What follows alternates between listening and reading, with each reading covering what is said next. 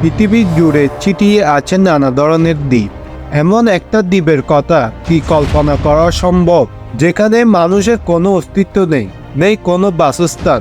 তবে ইলহেদা কুইমাদা গ্রাউন্ড নামক দ্বীপে রয়েছে রহস্যের পাশাপাশি সাপের আনাগোনা। আজকে এই পূর্বে থাকবে সাপের রাজ্য আইল্যান্ড অফ স্নেক নিয়ে।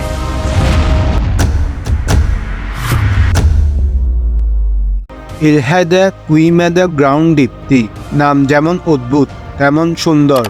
ব্রাজিলের শহরে সাও পাওলো থেকে ৩৩ কিলোমিটার দূরে এই দ্বীপের অবস্থান।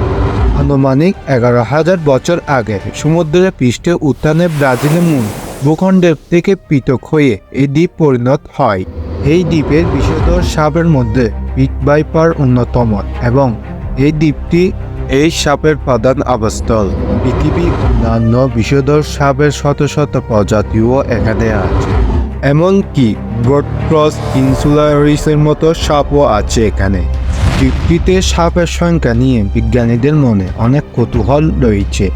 ধারণা করা হয় ৪,৩০,০০০ বর্গ মিটারের এই দ্বীপটিতে কমপক্ষে ৪,৩০,০০০ সাপ রয়েছে। হিসেবে প্রতি বর্গ মিটারে একটি করে, তাই দ্বীপটিকে আইল্যান্ড অফ স্নেক বলে ডাকে অনেকে। এই নামে এটি বেশি পরিচিত। সাপগুলো বিষ কালোবাজারে প্রতি ১০০ গ্রামের দাম ১৭,৫০০ পাউন্ডের ও বেশি। তাই এই সাপকে বাঁচাতে ব্রাজিল সরকার পদক্ষেপ নিয়েছে। বিশ্ববাজারে এই সাপের চাহিদা থাকায় চোরাকারবারিদের হাত থেকে রক্ষা করতে এবং সাপের কামড়ে যাতে মানুষের মৃত্যু না হয় সেজন্য সাধারণ মানুষকে এই দ্বীপে প্রবেশ নিষেধাজ্ঞা দিয়েছে ব্রাজিল সরকার। এই দ্বীপে কাকে যেতে দেওয়া হবে আর কাকে নয় তা ঠিক করে ব্রাজিলের নৌসেনারা।